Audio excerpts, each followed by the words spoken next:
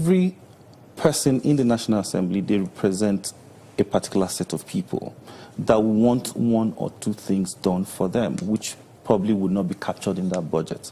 Now, it is left for the MDAs to now sit with these members of the National Assembly to look at how they can be accommodated. Because if they don't have themselves accommodated, we should also understand this thing. That is how it works. If we don't accommodate them, they will become a stumbling block for you. So if you want to succeed, the best thing to do is to lobby. And then the only way to lobby is to give them, you guys, they should meet each other halfway. These are the projects I want. Okay, this is not realistic. And at the end of the day, also push some of the buck to them, as in, okay, how do we realize these funds? But do you think we're learning any lessons from the wranglings we've seen over previous budgets? Some people say that those kinds of negotiations and agreements should come before the budget is even presented to the National Assembly. I totally agree with that, because I've advocated for that long ago, even before now, that the committees should start working. The MDAs should start working with the committees from day one.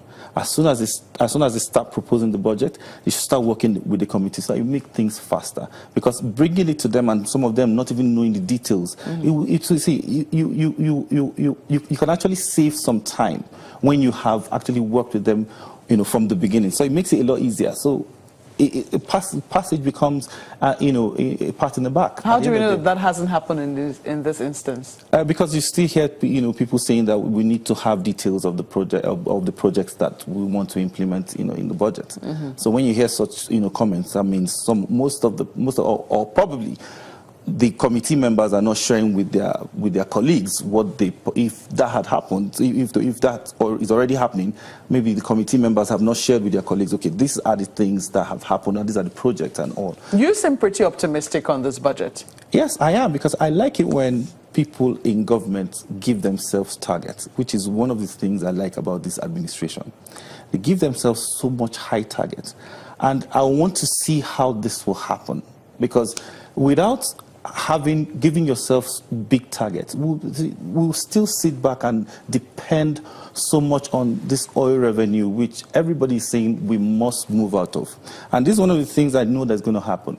If we're going to increase our non-oil revenue, this kind of target would actually push everybody to make sure that we achieve. Because without that, one, what would you show the people? What are they going to show to the people if you want to contest election next, the coming election? What will you show to the people? We'll be asking those kinds of questions when we return from this break. Just hold your thoughts for us. Please stay with us.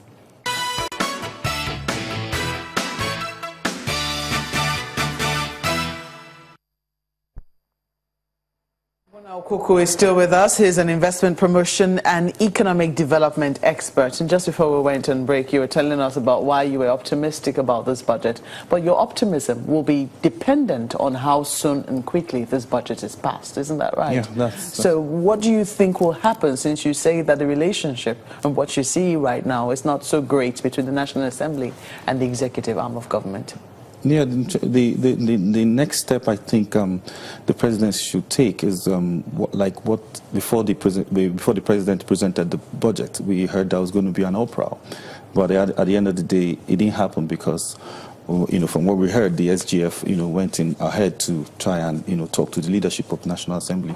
I expect such level of lobbying to continue. The people should go in there, talk to the people, and make sure we get things done faster, because we have more important issues to deal with, which will be how to revive the economy. Yes, because we need the spending coming from the budget to jumpstart a whole lot of things that need to happen in the economy. I've heard some of the we've heard some of the members of the National Assembly talk about how the 2017 budget shouldn't be discarded just yet.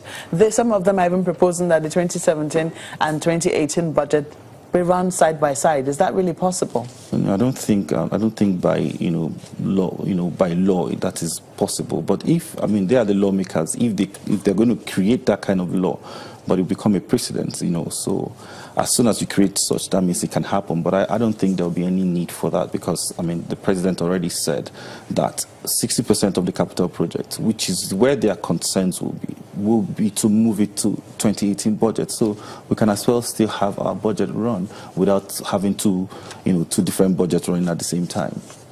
So for you right now, what are you expecting? For the average Nigerian, and maybe you're not the average Nigerian now, but for people who are looking forward, who are looking to this budget, or who are even unconcerned. Some people are not concerned. They cannot be bothered that the 2018 budget has been presented because for them, previous budgets have never really affected their lives. What would you say to them from what you see in this 2018 budget?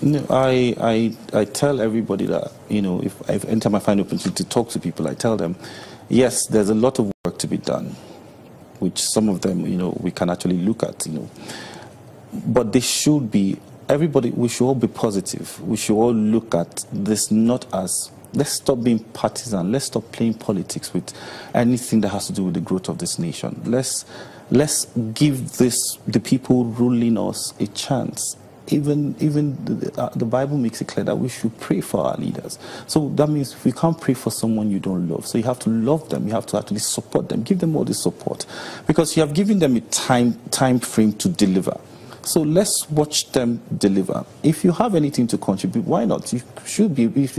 There are channels to contribute, to contribute whatever you have to contribute.